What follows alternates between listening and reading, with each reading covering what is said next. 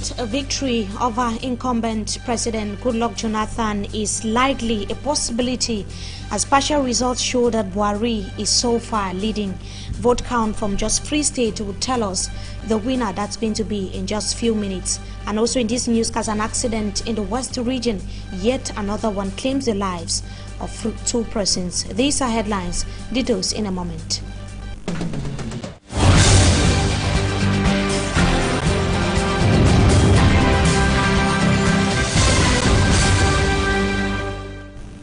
We begin this newscast in the Mungo division of the country to talk about a macabre discovery. A young girl was discovered lifeless in her bedroom after days of abortive search for her. She was declared missing for several days, and it was only after that neighbors forced their way into her bedroom. Security forces were alerted by neighbors, and investigations opened to find out what actually masterminded her passing. That is a macabre discovery in the Mungo division of the country, which took place a few days ago. Now an accident Monday in Bahante, West region of the country, has claimed the lives of 2 persons, leaving dozens of others seriously injured. A 70-seater bus which was transporting the victims collided with a heavy-duty truck, as we hear with Jacques Ekwekinge. It was a bloody Monday on the Bangante-Douala Highway, precisely around the Fentop neighborhood, after this transport bus belonging to Maryland Traveling Agency from Kongsamba en route to Yaoundé with 70 persons on board came in collision with this heavy-duty truck en route to Douala from Bangante. Consequences recorded on the spot show proof of 2 deaths and 68 persons seriously injured. Witnesses say the driver of the truck had lost control of the vehicle after it suffered a tire puncture, and in the course of the maneuver hit the 70-seater bus, sending it into this valley. Some of the victims, however, complained of the heavy rains that battered the town of Bangante and also the non-vigilance on the part of the drivers. The injured victims were rushed to the Bangante District Hospital, where they are presently receiving medical care. Cases of road accidents that is claiming the lives of residents in the country. A few days ago, we're talking about that of the municipal lake in Changstil in the west region of the country. Now, the rector of the University of Douala has promised that security would be reinforced on campus this year, especially with the opening of school hostels. Speaking during the 34th ordinary budgetary session of the school today, Professor Diodene Oyono added that lighting system on campus would be ameliorated and security guards reinforced. To check the problem of congestion, the rector equally said that new amphitheaters are under construction to decongest lecture halls. The sum of over 17 million francs CFA is the budget for this year in the University of Douala. Amongst other areas, the school is hoping to improve professionalization in teaching, insertion of higher national diplomats in a curricula, and also create compatibility between the teaching and socio-economic needs of the students. Now let's have an excerpt of the rector of the University of Douala. He was speaking to Hansen Chanji. We shall restore the city, the university city. And we shall have lights, solar lights in all the campus. I know that the problem of security is very important in our university, and we shall do our best to resolve it. We are building new amphitheaters in the campus number 2 in Dongbon. And we shall end the building of the Faculty of Medicine and Faculty of Industrial Engineering. It is the rector of the University of Douala there speaking to our reporter for Hansen Chanji.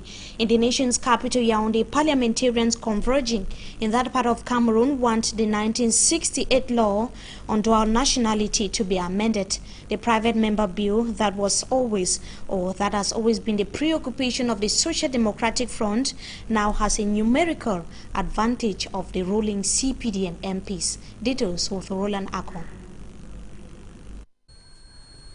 CPDM MPs will not prevent from sailing through the National Assembly the SDF private member bill to amend the Cameroon Nationality Code.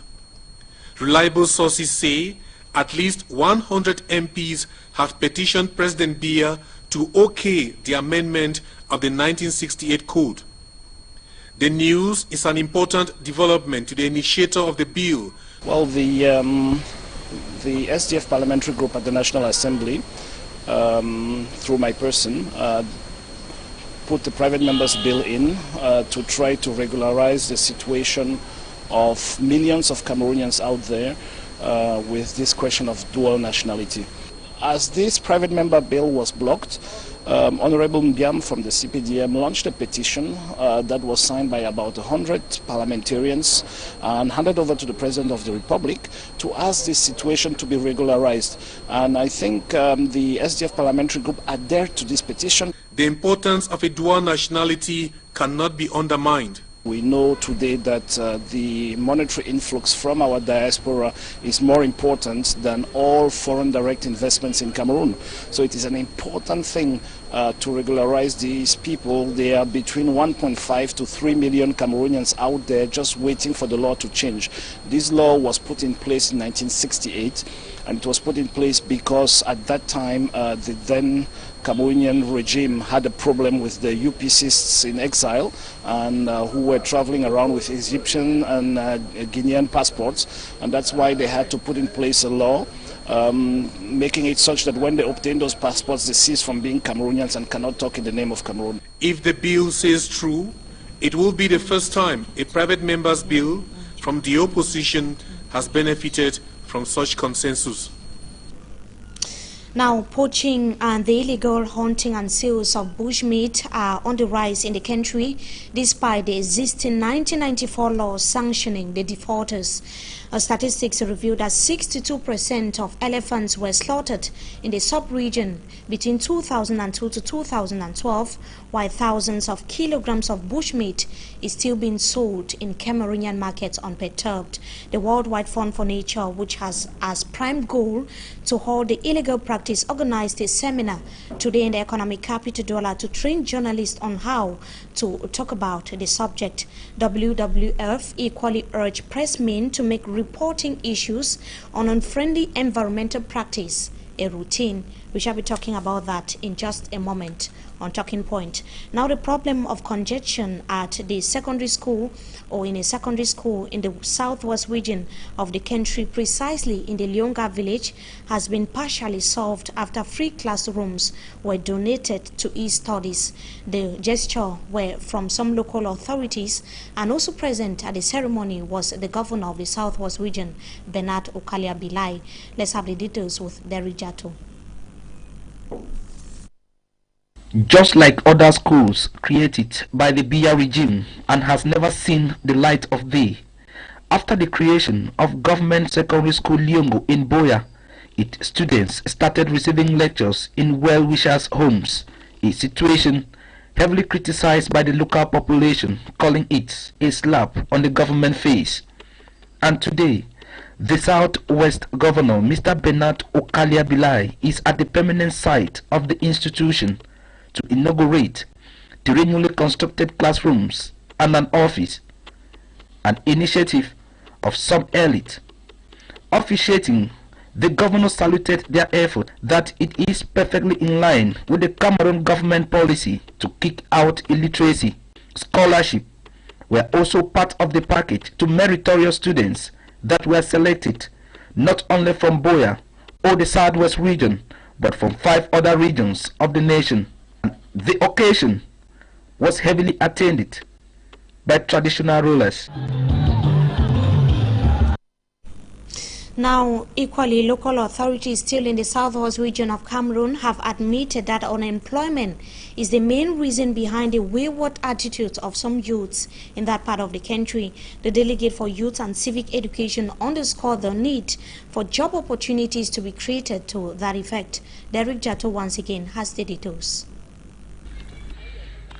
Southwest youth are still plagued with a lot of problems. Yes, of course, we know we have unemployment. We also have this problem of foreign influence and terrorist actions that we see.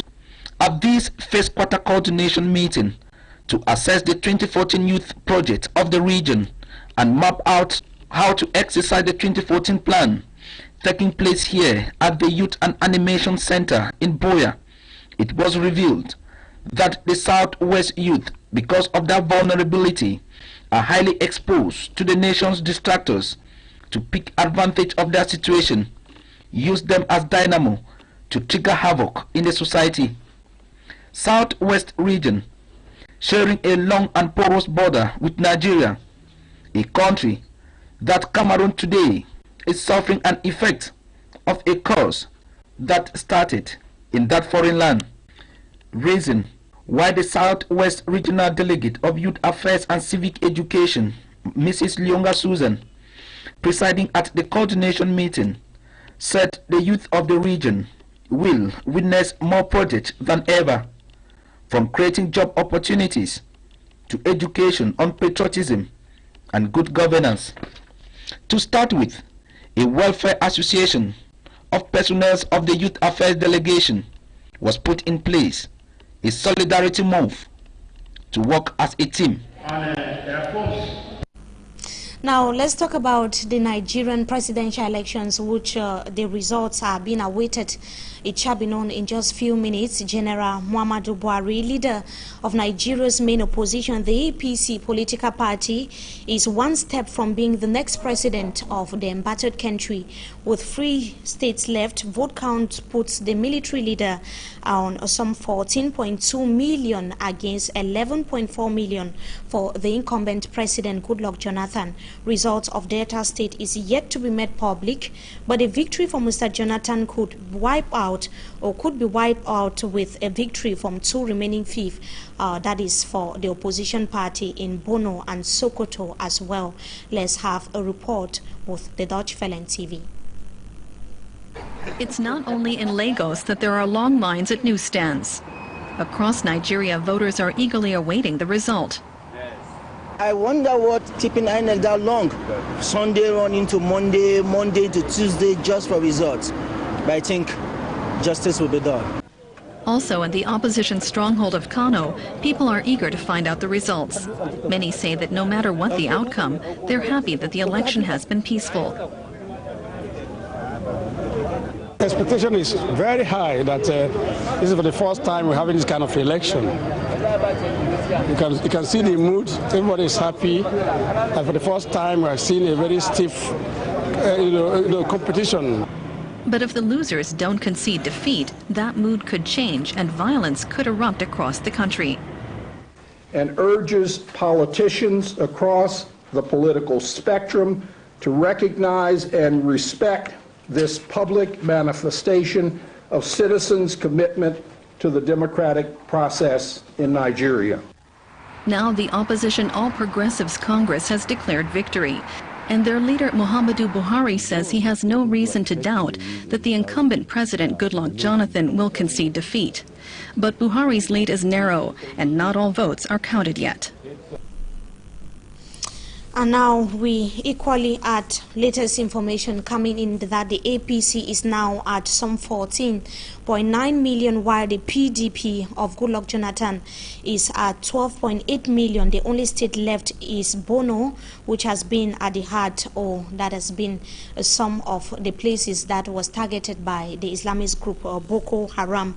Now it is going to be the first time that an opposition party is controlling the country in the civilian regime, and the first time, of course, for an incumbent president to be defeated in a presidential election. They're bringing us to the end of this first segment of the news. Up next is Talking Point.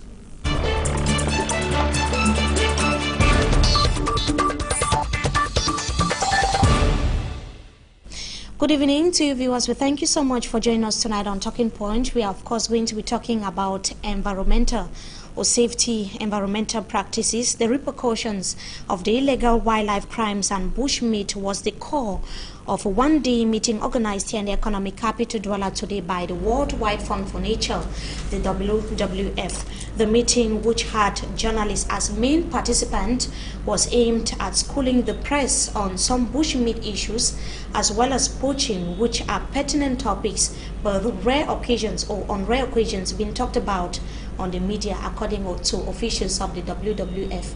One of them is going to be our guest tonight. Good evening to you, Ms. Tongo and Ito. We thank you so much for being our guest tonight. Thank you.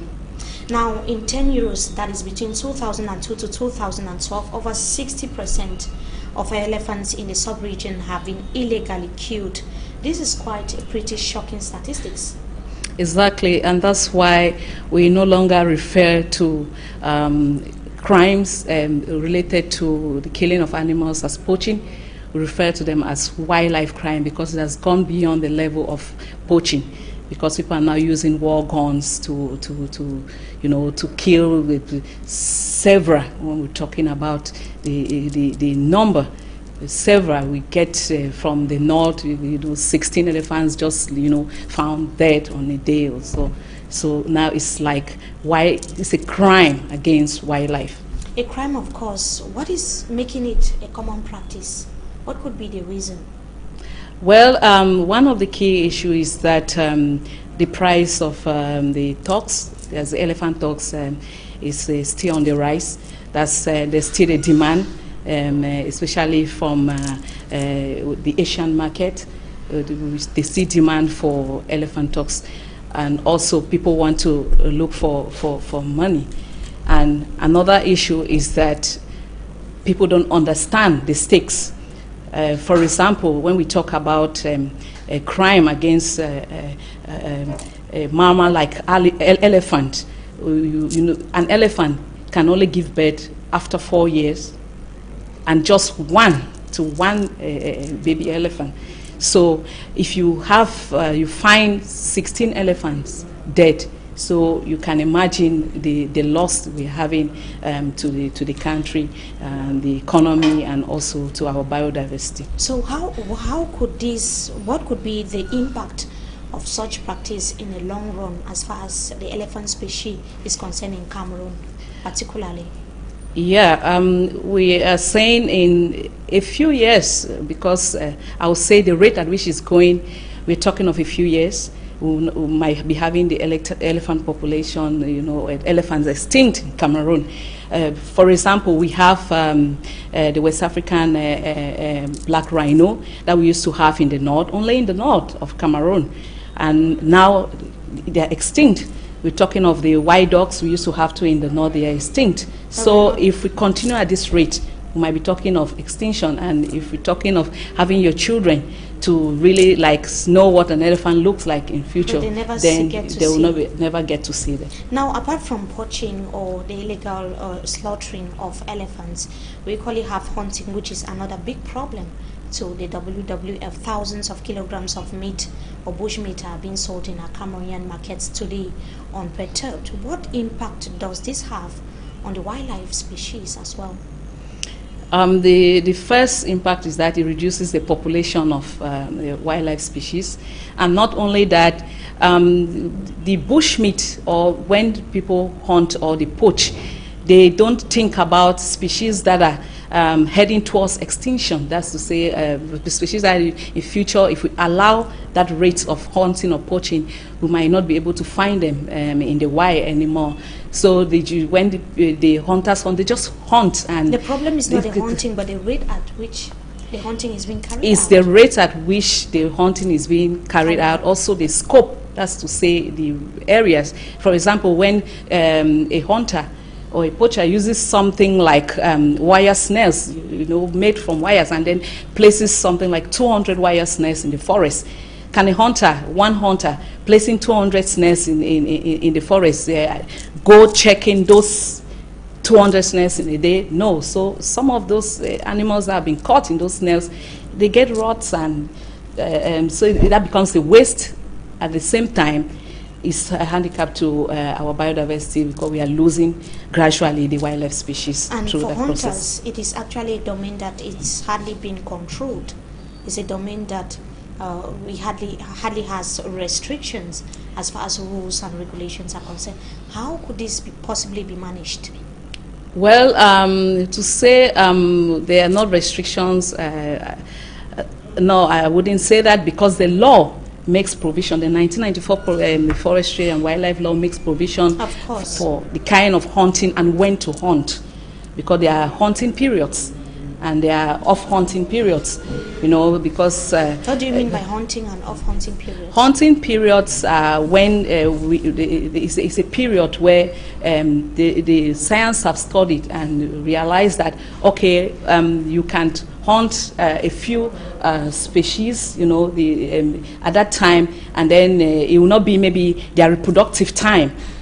So in that case, you're reducing the impact on the animals. But when you're hunting on the off-hunting period, then you get babies, even pregnant animals, and those are the reproductive period that you're talking of. Now, talking about this law, or this wildlife law that is being put in place, which dates as far back as 1994, how can we assess the level of implementation of this embargo? We've been doing a lot. WWF works with INFOF, and we've been trying to be effective, but it's not easy to be effective, especially when you don't have all the resources in place. We're talking about the capacity, human resource capacity. What are some of the limitations? Just what I'm listing. The technical capacity, the human resource capacity, the technicalities of issues, and every day you have poachers and hunters searching or deriving new approaches to go about the business without and bypassing the law.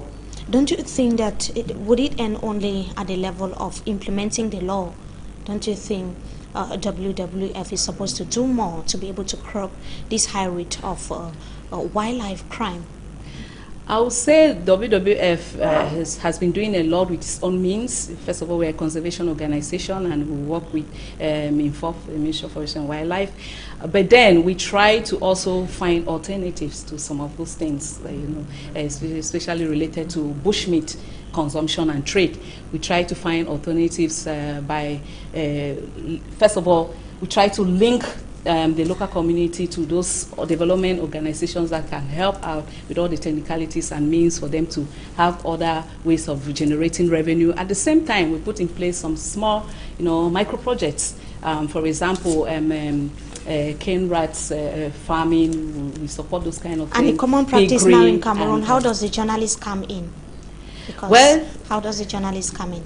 You know, the media is one of the best way to send out information. It's one of the best way to communicate, and we're targeting the media most especially so that they can send out not only the information but the correct information.